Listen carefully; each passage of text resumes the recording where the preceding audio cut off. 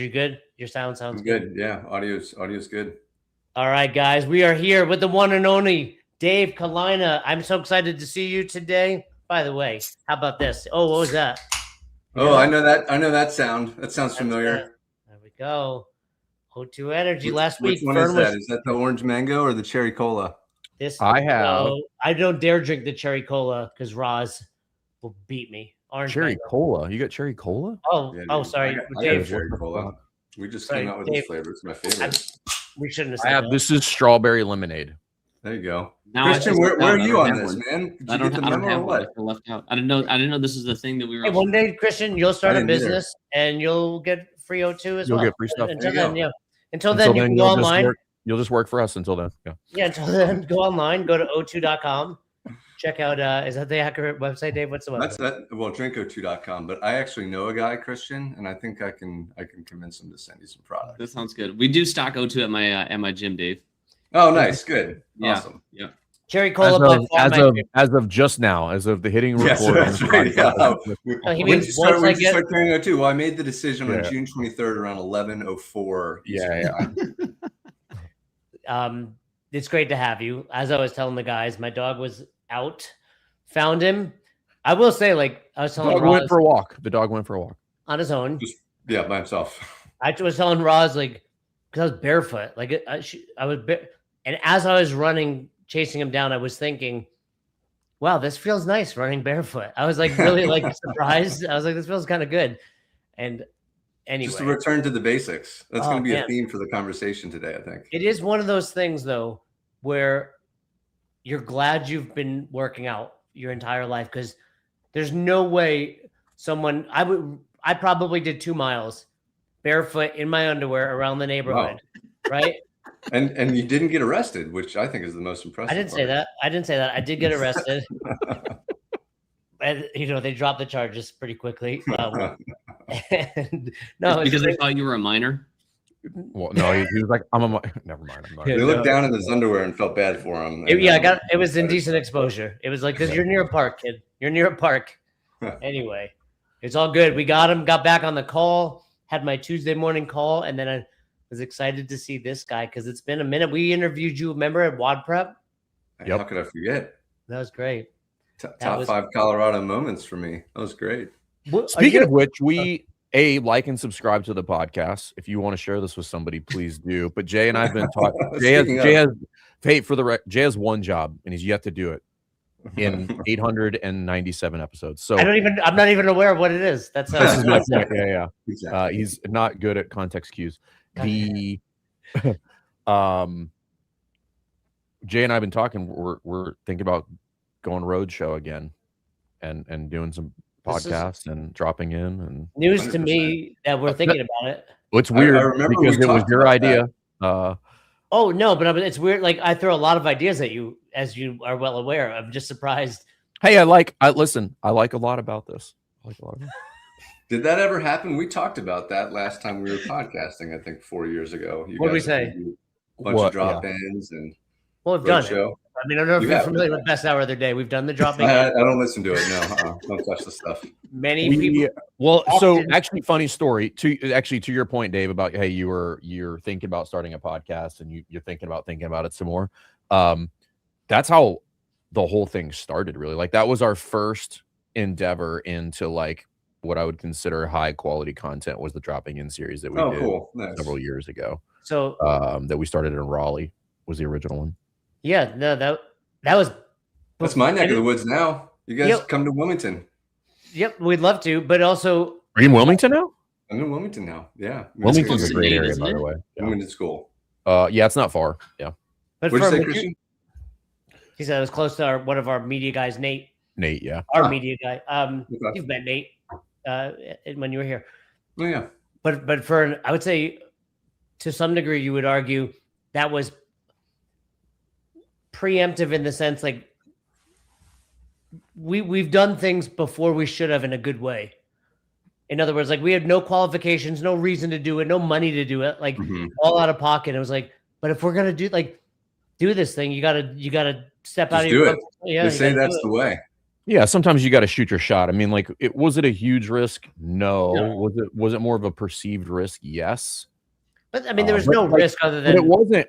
I would tell you what, like, it was a risk maybe financially at the time. Like, you're right, we didn't really have the money to pay for that because we did a full week-long production for that, and I think we came out of that with like 7 or 8 episodes of that. Yeah, we remember. I think we did. I think we did 10 in. No, I think you're right. Actually, I think we did do 10 because we went to many affiliates in like per 5 day. days. I think we did like 10 in 5 days. Yeah, that was the first 10 we're on the road like that. Not podcast, the dropping in episode. Dropping in. Yeah, we had started the podcast already, and then maybe like a year into that, we're like, hey, let's do something a little bit more extravagant and like do an upgrade. It was the end of 19 because I remember I just moved here and had to then fly right back to Raleigh. And were you in Raleigh for a while? No, just for. I was only there for that. Yeah. No, that was great. And I was saying to Fern, he should come to Colorado. We have at this point like probably like 5 boxes nearby me where we can drop into and interact with our clients. So it's you still going to Ralston? Is that where we did the open workout? Oh, that's right. No, I'm training mostly in my basement, but Jeremy still a great friend. We did the one they repeat. I remember texting you because they repeated it. Yeah. That was what, 2021? Yeah, but you cheated. That was how you beat me. You cheated on that one. Did I beat you? Yeah, I did beat you. I think you cheated. I was so disappointed. No, you beat me on that. I did, yeah. So speaking of Ralston Creek, Jay, I'm just astounded that your level 4 assessment didn't include coaching rope climbs because you're terrible at rope. Oh yeah, he came. I'm also terrible at rope climbs. Jay doesn't know how to do or coach rope climbs, and it just blew my mind. I'm not terrible at coaching rope climbs or doing rope climbs, so I win. There's an opportunity there. Yeah. I think they're unnecessary. That's how the Jasons complement each other, really. Yeah. I think yes. Yeah. I'm good at things and he's not, so it balances out. And then together we make a great coach. So there's a few movements out there that I think unnecessary is not the right word, but you could be just fine without doing them. And if you do, for sure, if you do this fitness thing, like, look, we did I want to say it wasn't a hero workout, but it was like in line with kind of like a hero workout when Christian was here, right? It was long. Oh yeah, it was long. It was over 20 minutes. Right. And it was like, did I win? No, but like you could still do, like I could do rope climbs. I don't enjoy them. I think the risk is not worth the reward for me when it comes to like rope climbs. Are you going to fall off the rope? Like, what kind of risk are we talking about? I'll tell you, the risk is the chafing of the rope. I never leave a rope climb workout like with my ankles or like inner thighs and everything feeling good. Like they burn. You just need to learn how to climb rope. That's an option for sure to be better. Or that's like I don't like doing double unders because I whip myself. Well, that's another movement. Well, it sounds like you don't know how to do double. Yeah, that's another movement that I gave up. I gave up 4 movements: rope climbs, double unders, box jumps. There's one. I can see handstand push-ups. Handstand push-ups. I do very few handstand push-ups or snatching these days. Honestly. Just like that, it's like crunching my neck is not worth it. Why like, box jumps? Same. Like I blew out my Achilles. That's why. Okay, that'll do it. Yeah. Did you really? How do you blew out your? Were you rebounding? I don't pay attention to most of what you say. What do you mean? Exactly. Huh? I really don't think I knew that.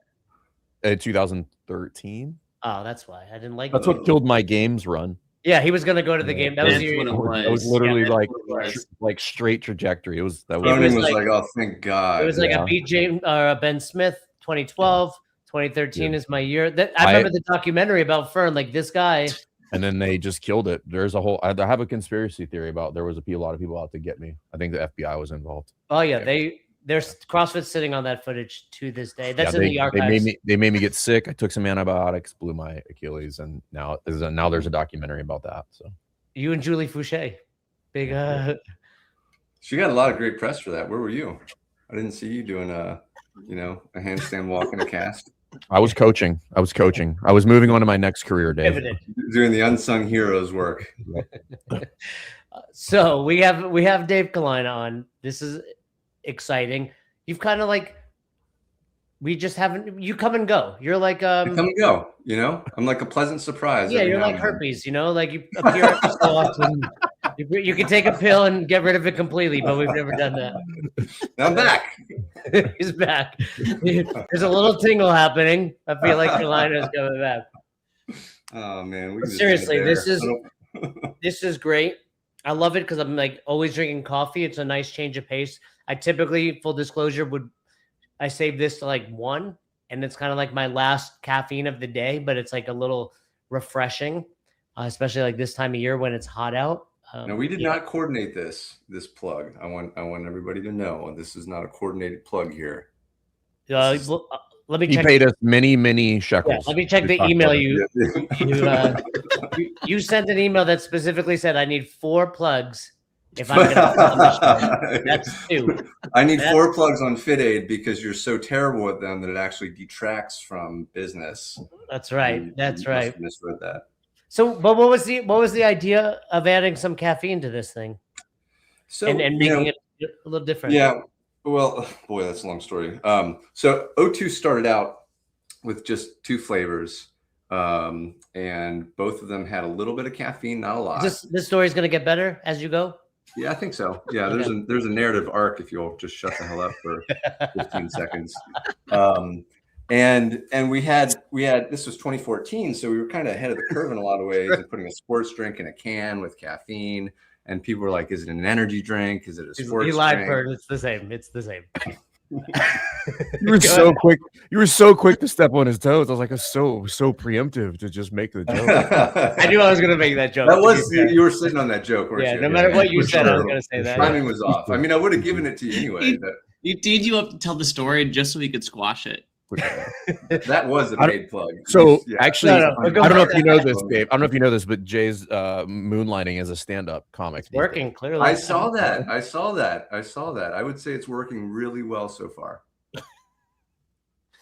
Go on. Awkward silence. I was just, I do want to hear the story for the record, but Randy and Choss are always on my Tuesday thrust call firm to this day, which is truly like, it means a lot. These are like some of our original clients, Dave. They're in Gresham, Oregon, 346 Grit. And every week, Randy's like, "What's your win?" Because it's all about we go around giving wins. Yeah, and it's really I love nice. it. I joke around like I don't want to talk about myself, but I do. And I was saying how like doing stand-up, the positive reinforcement is crazy. Dude, And I think I believe that. I know I'm not good at it, like for the record. It's just So really do we. cool. I think look, But it's my do you mind if I just finish finish my No, statement on my own I'm going to podcast? cut you off like you cut me off.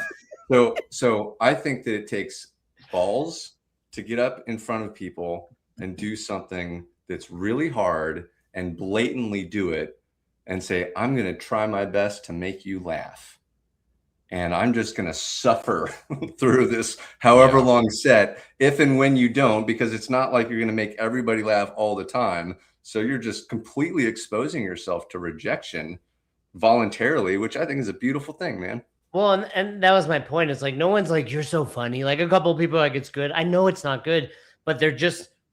It's cool to see people respecting that, like what you just said. Like, get out of your comfort zone. Like It's terrible, but I respect it. I Thank you. can't think of No, many and- things that would be further outside of one's comfort zone than that. Well, and I and- think that takes a lot of courage. I'll tell you, like, I got on that time I got on stage, there was 8 people in the audience. So like even your best joke sounds like no one's laughing, right? Of course. But I was like, it was cool to be like, oh, like no one's laughing right now at that Right. joke.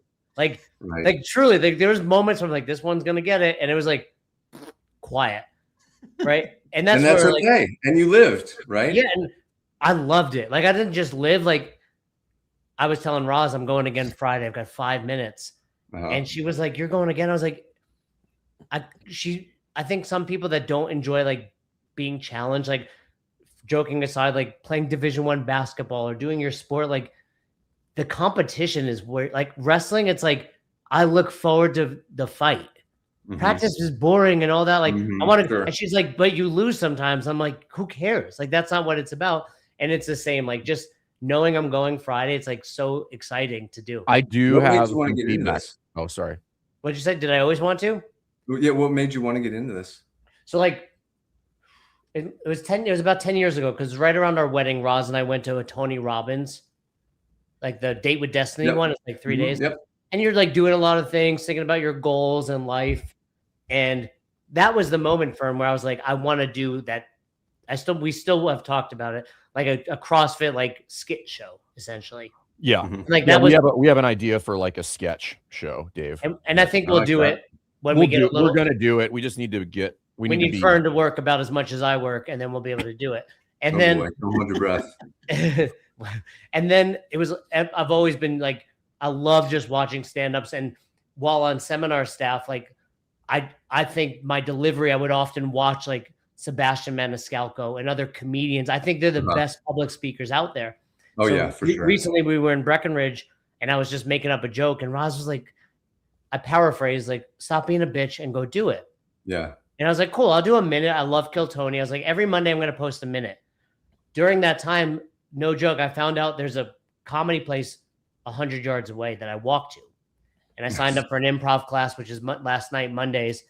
And I was like, and then I found out there's open mics. And I was like, nice. Like, why not? Like, I say there's 8 of us. Like, the 8 people that were performing were the 8 people in the audience. Yeah, and sure. Like, I say this like jokingly, we were equally terrible. Yeah, and sure. no one cared, you know? Sure. And I'm like shocked by the positive reception of it. It's Dude, like, I think it's great. Encouraging. I think it's great. Like I said, I don't think there are many things that you can voluntarily do that require more balls than stand-up comedy. And if you just get good at doing things that require balls voluntarily, you can do anything in the world. Well, right? And I gave Fern this credit privately, but I'll give it publicly. Like maybe like 3-4 years ago, was it Fern? He's like, I want to morph. Like he had this kill the dummy thing, right? And like going to Harvard and like, you know, wanting to be the best coach in the world to affiliate owners. And I mean, I told you this on the phone maybe a week ago. I was like, you've done it. Like you're there. Like you did the thing. Like the CEO of CrossFit is like, I need to talk to Jason Fernandez. That's like, awesome. That's crazy, right? Like, wait, I thought that was Bruce Springsteen. Bruce Springsteen. It wasn't Bruce Edwards. The point is, like, it wasn't by accident, right? There was like no one that's watching saw except for me, Marcus, and much of the team. Like, it was like you have to morph into that person, and it's the same thing. Like you put in the reps, you're not afraid to fail, and you don't stop. And it's like we would tell a client, like, if you don't stop, you'll win. Like that's what I tell my parents. They're like, "Why are you doing it?" I'm like, "Because I'm gonna be good. Like I might be 60." They were like, "Don't forget us when you're rich and famous." I'm like, "You'll be dead, but I will be there. Like that, I'm gonna get there. Like it's inevitable. If you do something hard enough, you'll be successful." I think the persistence is part of that equation, but I also think that courage is the other part of the equation. I don't think it's enough to just do something repeatedly over and over again. I think that you have to do things that take courage over and over again. You know? Yeah, I agree, Dave. Good. I like that. So did you? Well, two things. One, Jay, just some feedback on it. Like I thought your set was good, but knowing you, because you're time constrained, like you have to get your premises in faster. Like it was too long drawn out of a joke for a time frame of that duration. Like you could have gotten to the handicap thing in 30 seconds and then pivoted that into another joke. And then it is, how do you design? Because like I think you would almost like reverse engineer it, but like I need to have 16 premises in, I'm making the number up, in the 5 minutes or whatever, and then like backtrack them all. You obviously come up short on that, but like you would get there faster, I think. And I know you could do it. That's that's for me right now the hard part. So I mean, if you're gonna like, so for example, if I said Mitch Hedberg, Fern, what would you say? Like, what's his style? Oh, I don't really know. Like he's like, not it's like one-liners. It's like it's not. Yeah, it's all premise. It's like old school comedy kind of like. Where I like telling stories, but that's the bigger challenge. Like I know I can talk and I know I have good stories, but you're absolutely right. It's jokes per minute. But and I think the way you get to the shorter version is you tell a bunch of the longer versions and you just compress them. That's why like I record everything. Like I'm gonna go Friday, and it's like game tape. Like I'm like, one, you hear where the laughs are, you learn how to say it, and then something I learned, which you'll laugh at, Fern, is like the more prepared you are, the better you'll do. Right? Like that one I went up. That one I went. I mean, I wrote it that day. Like that's something you've learned. That's a new revelation. Yeah. It took stand-up comedy for him to learn that. Well, I realized it was like, in fairness, I wrote something like that morning and then had to go perform it. Right. However, this Friday I'm doing something new, and the more if you memorize, memorizing it is one word, but it's like it's discipline equals freedom. If I know this is what I have to do, Sure.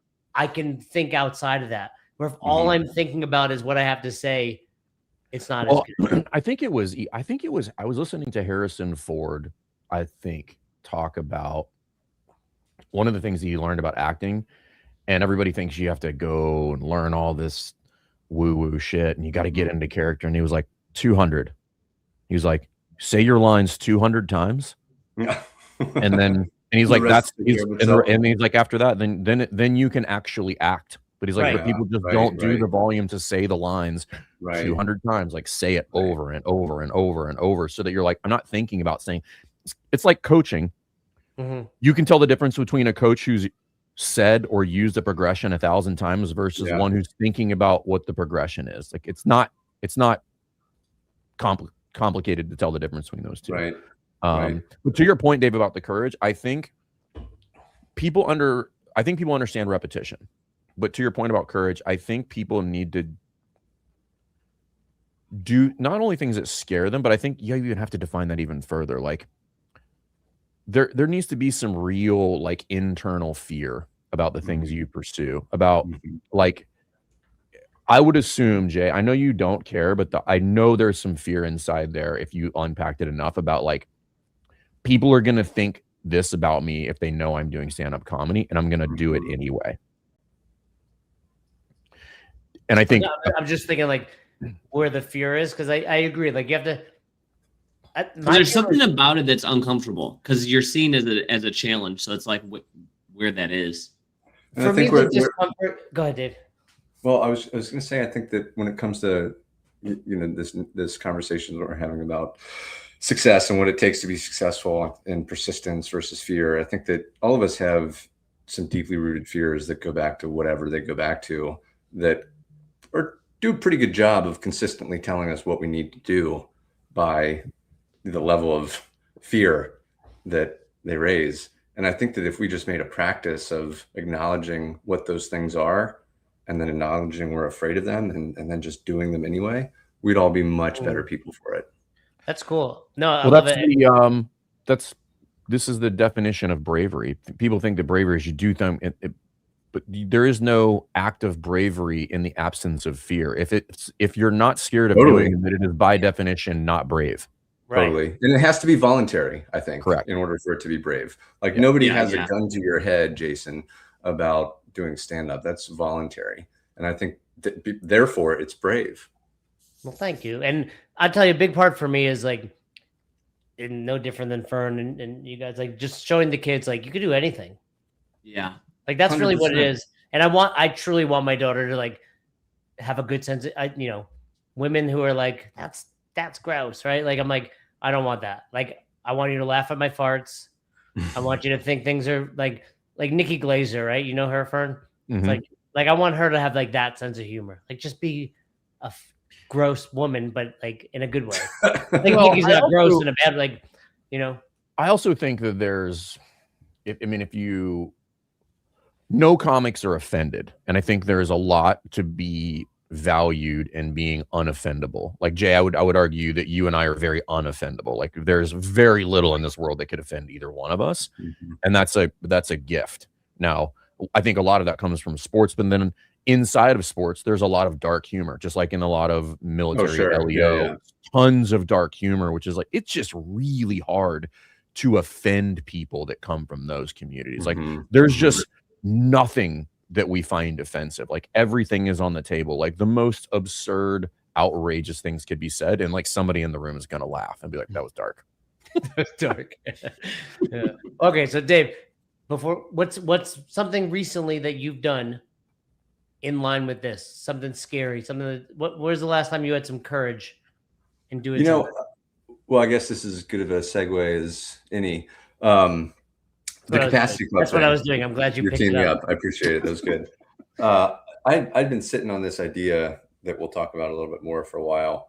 And the premise of it was, in my own life, I have over the past 12 years really deprioritized my personal life and my connection with other people and my relationship with other people, so that I could prioritize my business. And that's worked in some ways for me. But if I could do it all over again, I absolutely would not have done that all over again. And so I found myself about a year ago, as I'm turning 41, wondering what am I doing? Like O2 is great. That's cool. I've got this other business. This is cool. But, I'm in my early 40s now, and I feel more, I know a lot of people, right? I know a ton of people in the CrossFit space. I know a ton of people in the wellness space, performance space. But at the same time, like, I feel more alone than I have in a long time, because I feel like I just haven't dedicated the time and energy that I should have to keeping up and forming meaningful and deepening meaningful relationships with other people. And Can I challenge you think on this for a second? You can, if you let me fucking finish. God damn it, you guys. And as you think about, or as I think about what's actually important in life, I love O2 and I love my business, but what's actually important in life is not selling sports drinks. It's not selling hydration drinks. It's not, building up a podcast following. It's probably the quality of the relationships you have with other people in your life. And that was something that was missing for me. And so you can challenge me, and then we'll get back to the where this has gone with Capacity Club and that manifestation. Well, I'm not challenging your desire for the deep in the personal relationship. That's not what I'm, not at all. I think we would all agree with that. Because I've thought about this idea quite a bit, probably more than is reasonable. But it sounds like and I've had this thought too, it sounds like what a lot of people, you spend an immense amount of time trying to build something. Like you go headlong, you do it, and then, which is an isolating thing, I think. Correct. And this is kind of where, like. And this is where I'm going. And then I think many of us will get to a point where we maybe take a pause and look back and I don't know what to say. Maybe it's regret, maybe it's another feeling, but you have some regrets about what you forfeited in order to do that. And my dad sent me this videos of this, I forget who the coach was. It was a really successful, college basketball coach. The coach was talking about, I wish I'd have spent more time with my family. And I disagree, because you wouldn't be that guy had you spent more time with your family. Nobody would be talking about you. And I think it's this idea of that, like, nothing's free. And I think we have to be really careful about judging ourselves for like what we give up in order to get there. Because I would argue, Dave, that had you done those, like, you would have those meaningful relationships. You wouldn't have built O2 in all likelihood. Possibly. I don't know. But I also think that it depends on what you arrive at ultimately as the most important thing. What was the most important thing for me 15 years ago was I want to build a company that means something. That was the most important thing. And I think that as I've gotten older and perhaps wiser, the most important thing for me now is I want to build a life that means something. And so it's not about the company anymore. It's just more about where the company fits in my life, if it fits in my life, and what the life is that I think is the most important thing. And regardless of opinions here, I'm certain there's probably plenty of data to back this up. The unifying thing that makes a life full and important has very little to do with what's on somebody's resume, I think. And it probably has everything to do with relationships and time spent with others. But I agree. And like, even just going to like my Monday night thing, it's been nice to have human interaction in a different way, right? Like 100%. I said to the teacher last night, I was like, you kind of tricked us. Like I did this improv thing, and like now I'm acting on stage in front of people, and like that's not what I expected. But I somewhat agree with Fern where you need that past to know that. I think you do. Sure, you need a lived experience. You need to almost like, what's the term? Like over calibrate to like recalibrate. I don't know. Overcorrect. Yeah, like you're where you are now. Swing the pendulum too far in one direction in order to figure out what center is. I know he has. I know I have. I know Dave has. I know at times Christian has. It's like you know. without that experience, you wouldn't know where the true balance is. I think that's probably right. And I think that one of the most important things. What do you keep looking at? What's over there? I'm in the process of renovating a barn on my property, and some contractors just got here, and I didn't know they were coming, and I'm wondering what the fuck they're doing here. So that's You what need I'm to go? looking at. You need to go talk to them? Oh, no, I'm good. I'm talking to you. I thought you were guys. like reading notes. That's why I asked. I was like, do you have notes no, written down? over there? He's prepared. I would be much more sneakier with my notes instead of looking left at my. He puts his notes in the back corner of the room. That's right. Yeah, exactly. Hold on. Let me look at my notes back here. What's something you've read? Like, so now you have essentially. Well, so where I was going with that is one of the most important things that I think you can do to really make a correction is first notice, right? Yeah. It's so easy to go about every single day doing the same thing, striving for the same result, regardless of whether or not you achieve it. And then you wake up one day and you're like, wait, what am I doing? So one of the things I think that I've gotten halfway decent at is being self-aware and reflective. And I think that it's a good practice to do that on a fairly regular basis. However you do that, I've got my way, you guys might have your way, that calibrates the life you're living and shows you what may or may not be missing versus just continue. Like, momentum's a powerful thing. And unless you recalibrate on a semi-regular basis, I think you might find yourself 80 years old wondering, what the fuck have I done? Versus 41 thinking, what am I doing? Well, it's interesting you bring, and one of the things you bring up there, Dave, is start putting how rigid those definitions are, but you're like, build a life, right? And that can mean a lot of things. And when you said that, it hit home for me because one of the things I've been talking about a lot, and it's one of the kind of like talks or lectures that I give that I've been refining for quite a few years. And it's like, what is a successful affiliate, right? Mm-hmm. Yeah. The whole thing. And at the end of that, the answer is simply my definition of this. And I think it's an appropriate definition for anybody because it is still objective, but everybody can define their own parameters with that, which is one, I want to wake up every morning and have meaning. And I think most affiliate owners check that box. Two, that should impact other people positively. Right. My members and my team. And then three, it should help me build a life. And this is where I think people fall short in our space specifically because we've not defined the last pillar of that, which is like help you build a life.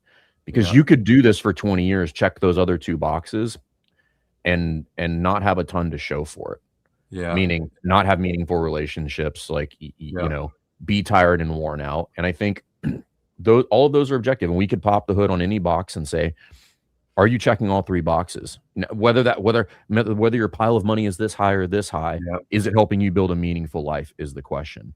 And I think that's really important for affiliate owners. And I think, but it starts with the definitions. Like, what is a successful affiliate? Well, it should check all three of those boxes, whatever your variation of that is, but it should check them.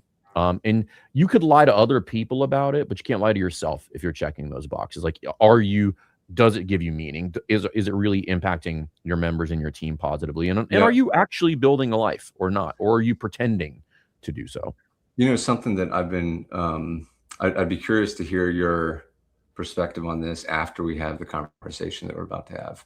But I think that a even more meaningful affiliate could say that they're helping their own members check those boxes. That could be the ultimate manifestation.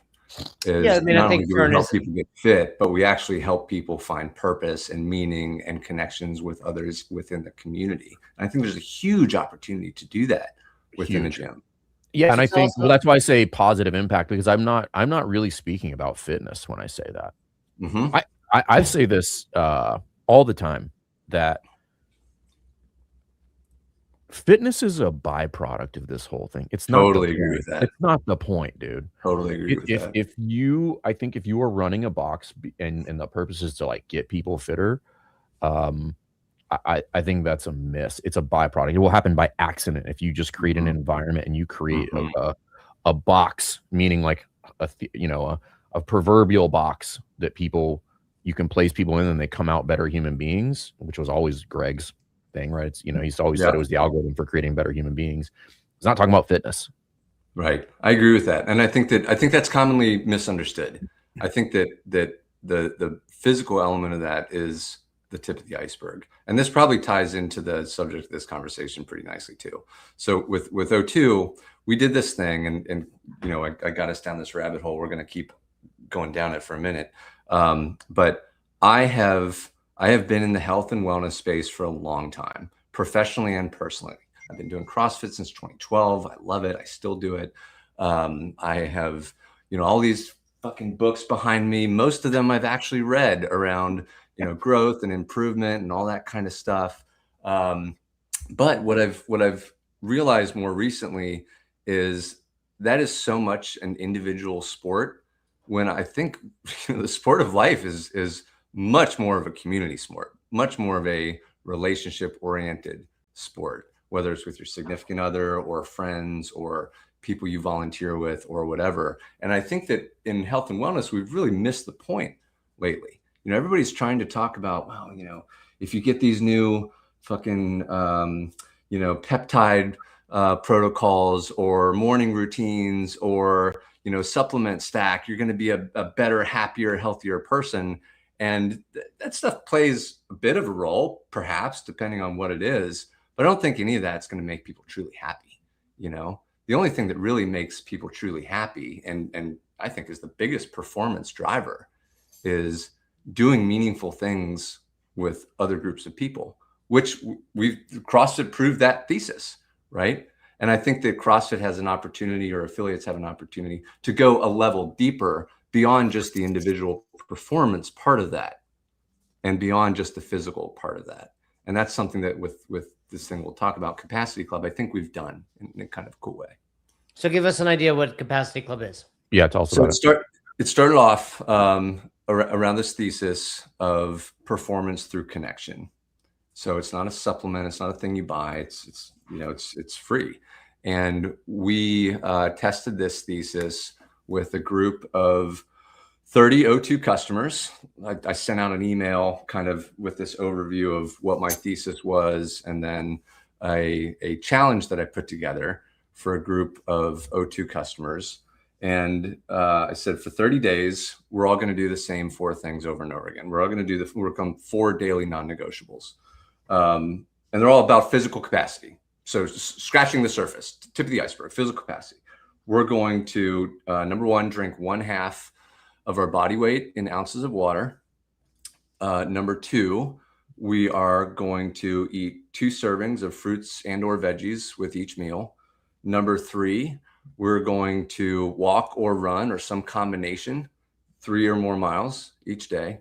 And number 4, we're going to spend 4 minutes or more in some sort of down regulation, right? It could be, you know, meditation, mobility, whatever. 4 things, simple, basic, fundamental stuff. But the key is, I'm going to put everybody inside of a WhatsApp group. And the one thing you have to do is you have to check in at the end of each day, you know, and say how you did on your 4 non-negotiables. And perfection was never the expectation. It was more about just doing things consistently and doing things with other people, right? And so we had a bunch of people apply to be a part of this little pilot, and we ended up taking 30 people. And over the course of those 4 weeks, I really think this thesis was kind of proven out. So, you know, week 1, everybody's checking in, and some people are hitting their hydration goals. Some people are hitting all 4 of the goals. Some people aren't, and it's kind of just checking in, getting, you know, testing the waters, getting the vibe a little bit. Week 2, people start trading tips and tricks. Like, how's everybody, you know, are you front loading your hydration, or how are you getting these miles in? What's everybody doing to get the fruits and vegetables, et cetera? So supporting each other, right? And celebrating each other, not only when somebody hits all their non-negotiables, but also when they miss. That's okay too. Week 3 was more about, like, this is what my life looks like, right? We had some people on vacation and taking pictures of their family at Disney, and other people just checking in, you know, showing what they're having for lunch or whatever, actually forming a little community. And then week 4, everybody's like, oh my God, this group is like, I'm checking this more than my Instagram. I feel like this is my new group of friends. This group is like a family to me. And it was so, like, all we did with that was provide a container, right, within WhatsApp, and 4 things for people to focus on doing. We just gave people who had a lot of stuff in common in general something to talk about, and then got out of the way, right? And what ended up happening is everybody did significantly better on these, 4 non-negotiables than they could have otherwise. But they did it, and they did that together. They did it because they did it together. I love it. Where was the group of people from? Was it the local box? I don't know if it was just No. These were just random people. That's the whole point. These were just random. How did they find out O2 customers? Random O2 customers. So they got the O2 email where you were putting it out there, type of thing. Exactly. Cool. And my thinking was, well, because these people are O2 customers, and I think a box can apply the same line of thinking. Because these people are O2 customers, they have a lot more in common. Yeah, you're not buying O2 just if you they don't drink O2. Right. They care about their bodies. They're probably busy working professionals. I know that we have a lot of parents and a lot of fitness people, whether it's CrossFit or otherwise, that drink O2, and they're particular about what they consume. They're probably growth minded. They have a lot of stuff in common besides they just drink O2. And I would argue you could say the exact same thing about the typical CrossFit box. So let me just bring them together and give them a forum to interact with each other. Fern, do you have an O2 nearby? Dave, do you have one nearby? I do. Watch this. Go put yours down, Fern. Play along. Put it down. Watch. Put yours down. Christian, you can't play because you don't have any O2s. Here, Fern, try this. That was on the wrong. I'm on the That wrong. worked for me. That was perfect for me. That was perfect. Yep. In my order. Wait, go back. Hey, Fern, have you checked out this new? No, put it out of the way. Take it out. You got to do the other side, dude. You're going the wrong direction. No, well, for me, it's all right. Have you tried this new O2? It's delicious. Try it. Here. Let me try it. Let Dave try it too. Dave, will you share? Dave, you should try it. Yeah, I'll try it. Thanks. Appreciate it. Dude, that's a commercial for you. That's Right pretty there. good. You take that. That's yours. It's a really bad commercial, but sometimes Was that those all are the you were best. thinking about while I was sharing my life performance thesis? Yes. With you? Were you Kind of knock talking? this into an Were you OU commercial? talking about anything? Yeah. So what is it? You did a what? You Yeah, exactly. Forget it. Let's just make The more community page. down regulate. What do they have to do? Down regulate. Move Drink a little water. bit. Drink water. And what was the fourth? 3 miles of Hydrate. walking. Hydrate, move, recover, and fuel, fruits and veggies. Oh, the fruits and veggies. Yeah. That's it. That's cool. Yeah. I mean, the So thing is 2 that- servings at each meal, which probably is pretty close to 800 grams by weight. If you're doing the 800 gram challenge, shout out DC. Probably pretty close. I mean, So you the kind- challenge itself is fine. Like the logistics of this is, we're not doing anything revolutionary, right? These are basic things. the revolutionary trade- thing is connecting trade- the people. It's I trademark. think that is the thing that's unique about this, is connecting people who were totally strangers prior to this with each other, knowing that they have something in common, and then just giving them a forum to interact with each other on a regular basis. Like, yeah, we were all supposed to be doing these 4 fundamental things: hydrate, fuel, move, recover every day. That was the theme of this. It gave us something, a starting point to talk about. But the evolution of this was that now 30 people all know each other by name. They have a good idea where they live, what they do for a living, who their families are. And we have 30 new friendships, and people are checking the WhatsApp group more than they're checking Instagram, more than they're checking TikTok. And coming out of this I thought was super cool. So 87% said that they reported an increase in hydration, not surprisingly. 73% reported an improvement in their diets coming out of this. 60% reported a improvement in their sense of belonging. And another 60% reported an improvement in their sense of motivation. That's a big fucking deal for something that was just free and easy for anyone, any box owner can do it, some manifestation of this. You're just giving people who probably work from home, who probably have kids, who probably are super time stressed, and who probably are deprioritizing their relationships, so they can focus on their career or whatever, and probably feel a little bit missing as a result of that. You're just giving these people a chance to interact with each other. Well, you know where there's a chance to interact with other people? Affiliate Con. October 16th, Dallas, Texas. Because you're going to be there, Dave. Dave, you're coming. Am I coming? You're invited. All right, cool. You're That's invited. great. Whether Cordially- you come, hey, Cordially you're- invited yes. as of right now. whether I'm you come officially as invited. as with O2, and we'll introduce you to Cody and all that. I know I have already, and I'm talking to Brittany tomorrow morning. But Fern just cordially invited you, which means whether you're there for O2 or not, your ticket's on us. You get to All Dallas, right, I love it. Texas. Get to Dallas, Texas the weekend of October 16th and hang out with us no matter what. We'd love to have O2 there. And while, you know, people can check out the booth and learn, maybe by this time, a few months from now, it's even more dialed in the Capacity Club, but we want you there for sure. So But it got me in. But it speaks to your idea here, Dave, which was the idea behind AffiliateCon. That's why we made it. It wasn't because we were like, we want to put on an event. Like, I fucking hate events, and here we are putting on a massive event. Yep. It was not about putting on an event. It was about creating a container that we know is needed and that we would want to be a part of if we were not putting it on. That was the idea. That is the idea behind AffiliateCon. It's not a conference. If you went to AffiliateCon last year, you're like, it's as far from a conference as you could possibly get. And I think, but affiliate owners are feeling like what you described, Dave, where it's like they are feeling disconnected, and it can of course be they are. lonely. All they do is work, right? Yeah, and you're like at the top, so it's like even though you're surrounded by coaches and community, like it can be lonely. Heavy is the head that wears the crown, which is a very isolating experience. And I think that things like AffiliateCon are wonderful because, again, it brings together a group of people who have a ton of stuff in common and have probably deprioritized their relationships with other people. The thing, if you guys aren't already doing this, what I would encourage you to do is, you know, you'll have the event and the event will be awesome, I'm sure.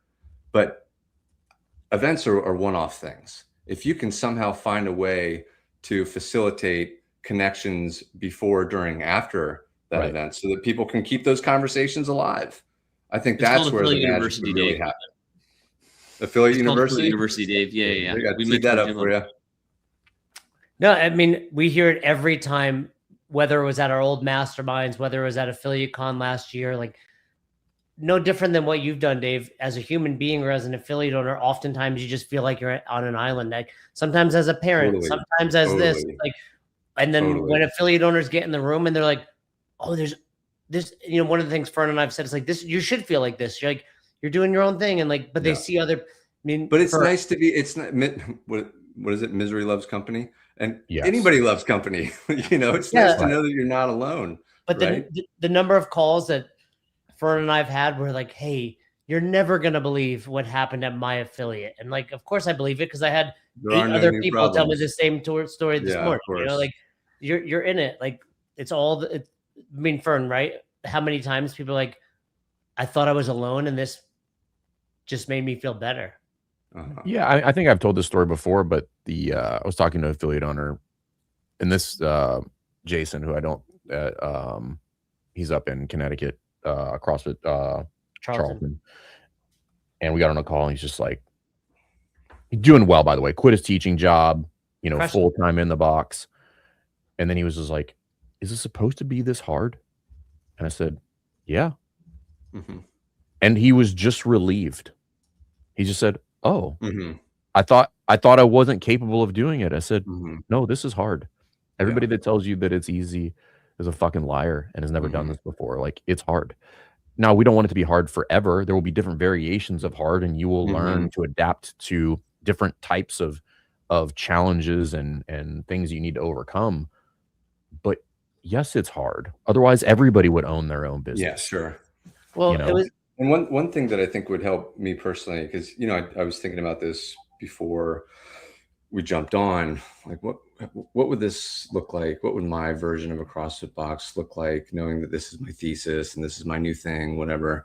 One thing that would be super motivating to me, it's a very, very good feeling to know that you're helping people get physically fit. And Capacity Club did that too, you know, to a much lesser extent than the average CrossFit box. But we help people drink more water and eat more fruits and vegetables and move better. And that's cool. But that's not the thing. The thing that gets me so excited about Capacity Club, and probably would get me pretty excited about having a CrossFit box, is providing a forum for communities to get better at things together, regardless of what those things are. You know, like the gym that I work out at, CrossFit Reignited, it's a great gym in Wilmington. There's a men's club that meets as a result of just having people in the gym who are men and want to have a men's club. And if it were me, I'd have a women's club, and I'd probably have a book club, and just have, you know, because, you know, all these people have different things in common. And everybody is so hungry for connection and community now. When we just live behind a screen and often work from home, you know, and have AI all over us all the time and fucking influencers all over us on the time and, you know, on Insta or whatever, everybody just wants real and authenticity and community. And I think that gyms have such a great pool to tap into of people who are hungry for that they can provide that to. I think CrossFit affiliates are most prepared to deal with, I think there's going to be a bit of a analog revolution. 100%. It's already like happening. As AI starts to like and listen, I'm not an AI doomer, just for the record. I love AI, but I also see what I think the reaction is going to be, both good and bad, to AI. And I think some people go full analog and they'll just be like, no technology ever, right? And I think that's dumb. But I also think some people will just recognize AI as a tool and then recognize it's probably good for me to detach from all of this for periods of time. Yeah. And I think there's a podcast on Joe Rogan with Chase Hughes, and one of the things he said in there is like, humanity at large is going through a crisis of loneliness. Mm-hmm. Because of technology. Big time. And I think it is designed to monetize our attention. And that attention comes at the expense of attention that could be put on other people in real life settings, right? In the form of conversations and relationships. Right. I firmly believe the only reason I'm not a complete insane person, I've lost my mind at this point, is because I work in the gym. I believe that. And I get to touch grass fairly easily in the form of other conversations with members and staff. It's quite literally the best part of my day is going in there and just even if the conversations are incredibly brief, I mean like 30 seconds, just interacting with people. It's the thing I look forward to the most. Yeah. And if I didn't have that, I would be an insane person, and I'm pretty close to being insane anyway.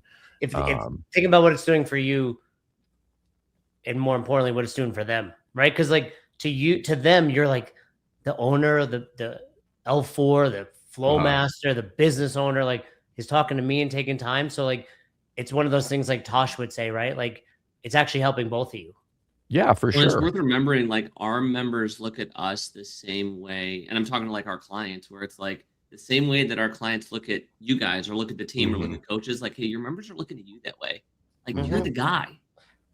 So let me tell a quick story about Dave. I don't know if you remember this. Where was the games the year that remember like there was an after party at a bar? Madison? In Madison. Is that at Madison? Was that the last year at Madison? Yeah, it was last year. We did the games for 2. Yeah, you were there. So the reason I bring it up, Dave, is you might not even remember that. You're pretty drunk actually, so you probably don't remember. Throw me right under the bus. No, you were like, you came up. He was talking to me, Dave. Yeah. It was like the three of us, maybe like, but you just said something to me like, Jay, like, you said something, I paraphrased, like, you're such a good person. And I was like, no, I'm not. That sounds like something I'd say. No, you said it. And like, it really, like, this is years ago. And I remember, and I was like, oh, like, that felt good. And like, I still remember that. And like, to this day, like, you reach out, like, I want to talk to you. I want to bring you on. Like, I care about you, you know, and I want to see you do well. But it's a lot of that. Like, we've had great interactions. I mean, and I've, you know, saying nice things to people, and like it was cool. And it feels good. It's selfish. Also, like Tosh says, it's, you know, it's a great way to make yourself feel good is to make somebody else feel good. And I think that all of us, and probably most people listening, have a lot of great people in their lives. We're all very, very fortunate. But all of us, or probably most of us listening, have an opportunity to tell people that more and reach out proactively more and be more courageous when it comes to initiating conversations and relationships versus just being passive. And I think that's the whole point of Capacity Club. That's the whole point of this thesis of mine is you got to make time for this stuff. It doesn't just happen anymore. In fact, if you're just passive, it's going to not happen because some of the largest companies on the planet are making billions of dollars by capturing and monetizing your attention span. And unless you're proactively fighting against that, you're going to find yourself alone, isolated, and totally devoid of what makes life really, really meaningful and exciting, which is simply relationships with other people. Well, and I mean, accidentally on purpose, I think that's what we've tried to do with Best Hour, right? Like, whether like I've joked about this, like Christian sending me great books on religion, that I love talking to him about, or like reminding our staff how awesome they are. And I know you do it as well. I can even feel it in your interactions with Brittany, like your marketing director. Yeah. Sales. I could tell, like, because we have employees like Brittany, like where it's like, oh, they have a good relationship. Like they're like, it's nice to feel that. And also because of that, she seems to be, at least thus far, like a really great employee. She's awesome. She's a rock star. Totally. We're going to link up tomorrow. She did say like, hey, I want you to promote O2, but I want there to be some nudity. Yes, that sounds like a Brittany thing. Well, your neighborhood got plenty of that this morning. Well, I was running. That's why you did that. I was running with an O2. Yes, I was just yelling "Drink O2" down the street. Well, that's the dog's name, so it made sense. I was like, "Drink O2." So let me share this, because this is another good little anecdote as we wrap up here. So I used to have another team member who worked for me at O2. Her name is Jess, and I met Jess when she was a coach at the CrossFit gym that I used to go to in Columbus, Ohio, and she was awesome. It's amazing. So Jess came to work for O2, and one thing led to another, and Jess had the opportunity to buy the CrossFit gym where I used to work out at and she used to coach, and she did. It was CrossFit Scioto. And this is a good gym, solid gym. I think, when I left, there were maybe 200 people there, 250, something like that. So good, solid gym. And she buys it and she leaves O2 to focus on that full time. And maybe a year goes by, and I drop into that gym and I asked her how things are going. How's it going with the gym? And you hear these stories a lot of times where somebody buys the gym and it just kind of it's like, this is not what I thought it was. Members left because it changed ownership. I went from 200 members to 150 members. I'm hanging on for dear life. So I'm kind of expecting that as an answer, but I'm hoping not, right? And she's like, it's gone so well. We're up to like 350 members. We're, awesome. Our biggest problem is, hiring enough coaches to be able to train everyone up real well, because we don't want class sizes to become too burdensome. But it's going awesome. And I'm like, what are you doing to increase membership that big? Because this was already a great gym. Like, what are you doing differently? She's like, oh, it's super easy. I've got it down to a formula. We just do 2 community events a month. Sometimes it'll be a cornhole tournament. Other times, maybe it's a, internal competition. Other times it might just be a movie night, whatever. But we do 2 events a month. And then people bring friends or tell friends or whatever. And that really circles back to this entire conversation we've been having about the opportunity within communities like O2 drinkers or best hour listeners or best hour gym owners. You have a bunch of people who have stuff in common that if you take a little bit of initiative and give them a forum to interact with each other, good things are definitely going to happen as a result of that. I love it. I love it. Well, Dave Colina, O2, go to drinko2.com. We'll see you at AffiliateCon. Like we said, see you there. You're the first person Furnace cordially. I love it. Invited. What does cordially mean? It means very sophisticated, pleasant, pleasantly, gentlemanly, and officially. Yes, beneficially. It's very cordial. Well, you can't use the word in a sentence, Dave. Learn that. That's the rule of definition. That wasn't cordial. No, man. I say this and I mean it. Like, there's a reason you're still in. I can speak to Fern and myself, like our lives, right? And it's O2 is great. I truly love it. I drink at least one a day. My wife steals all the cherry colas. It tastes like soda. It's so good, but it's good for you. Even if it tasted like complete garbage, you'd still be on this podcast talking. I appreciate that. We love you, man. Like it's love you guys too. You're just awesome. You guys are good people. See, you're doing it again. I'm doing it again.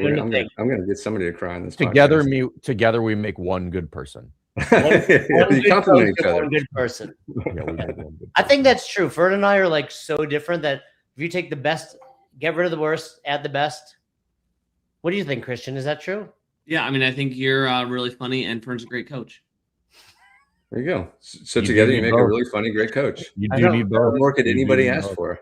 I tell you what is really true that I say. I think I've told you this. Like, I think I was telling Cody or Christian. If I get Fern to laugh, like I write that shit down because like Fern doesn't give you easy laughs. Like, we were talking about that. Fern is like my wife. Was it you? Fern doesn't put out is what you're saying. You got to earn it. No, you got to earn it. Yeah, no, and I love it about him. Like I'm a hard sell. I love it because when he laughs, I'm like, that must have been funny. Mm-hmm. Yeah, and I don't like somebody who's like always laughing at everything. I'm like, it wasn't that funny. No, Like, pushover. You don't have to Yeah. work for it. No, Yeah. you got, because then you know it's funny. Let's wrap up with this. So affiliate owners, one, I hope this was a good conversation. I enjoyed it, so I think it was a good conversation. But having an affiliate is hard. Create the container so that you guys can create the community and let the community do what the community is already going to do. Totally. But ultimately, don't chase balance is what I would tell you guys. Chase adversity, because either way, nobody gets out of this life without regrets. You just want the only regret to be that you didn't try hard enough, right? Like that, like you just want to put everything out on the table. You're going to swing the pendulum too far one direction and then have it come back the other direction. You're going to feel like you could have had better relationships at times. And if you spend time there, I can tell you assuredly, you're going to feel like you should have spent more time on the business. Don't worry about it. Don't shit on yourself. Do your best. Create a great community at the end of it. I think you'll be very happy with what you've built. I think that that's the key, which is, and nobody's saying that you should do hard things or chase adversity. I think that it's really important to be fueled when you do that and have the capacity to do that. And I think the capacity is drained when you're doing things alone and by yourself and feel isolated. And I think the capacity is augmented quite a bit when you do it with other people. And that's the whole thing, performance. 100%. So Yeah. You know, if I were a box owner myself, I think that I would be finding a ton of capacity in bringing my members together in different ways, which would ultimately make me much better at my job because I just had more fucking energy. So they can get Drinko too. Can they find out more about Capacity Club? Yes. JoinCapacityClub.com. I'm There you glad go. you mentioned that. I almost forgot. JoinCapacityClub.com. How did you get that domain? We've got a wait list. We've got another group Capacity is kicking spelled with off. a I K, think but it's all good. Capacity with the C. Don't confuse people. JoinCapacityClub.com. We've got another cohort kicking off at some point in July. It's free. It's fun. It's no pressure. It's just a good way to connect with other people you have stuff in common with and move a little bit more, drink a little bit water, eat a little bit more fruits and veggies, because I know that plenty of gym owners, you probably neglect that too. I have been. So let's do it. Fern, can I do something? You're going to do it anyway. So Is there a winner every month, or is it just No. Okay, It's a here's what I'm going to do, non-competitive Fern. Fern, feel free to say no when after I say it. no. You can. How many people are in the Capacity Club this coming one? About 30 per cohort. All right, you pick one that's done the thing at the end. Just random poll, and they are cordially invited. They get a ticket. Hey, look at that. Cool, Fern? Amazing. I will send them a video Fern, cordially inviting them. I think So that's you great. at random, like not who does. I'm gonna also go out on a limb here today, and nobody can tell me no. That I'm going to cordially invite the three of you to join the July Capacity Club and become a part of what we're talking about here, so you can kind of participate and have a little fun and hydrate a little bit more. Send me the I'm link. going to win so that I can cordially invite myself. we're going to continue the cordial invitation to one another. I'm in. I will do it with you. Send me the link, and I'll go to joincapacityclub.com. I love it. But at random, here's the one stipulation: you have to do the thing, right? So someone that makes it from day 0 to 30. Yes, you have to do the thing. It could be your favorite. You have to participate, do your best. All you have to do is participate, do your best. Do your best. Right? That's it. Okay. Rule number 1, always do your best. So, Dave, it's been great to have you on here. Likewise, guys. We'll see you into the July Capacity Club, and we'll see you at AffiliateCon. Thanks, dude. Hey, you guys. I love you, Dave. Love you too. Thanks for checking out this episode of the Best Hour of Their Day podcast. We appreciate you listening and choosing to have us help you in your passion for coaching and affiliate ownership. You can find more episodes just like this on all podcast platforms. If you're interested in learning more, you can reach out to us on any social media platforms, or you can visit www.besthouroftheirday.com to book a call. If you found this episode helpful for you, please share it so that we can help other coaches and affiliate owners to help build a bigger and stronger CrossFit community. Thanks for listening.